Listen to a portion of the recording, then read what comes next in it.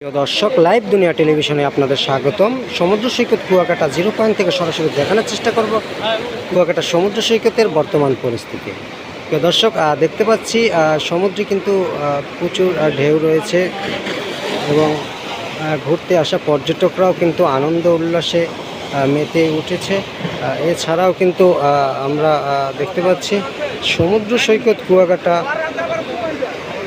আজ 1 মে উপলক্ষে কিন্তু পর্যটকের আগমন বেশ বেশি বলেই মনে হচ্ছে।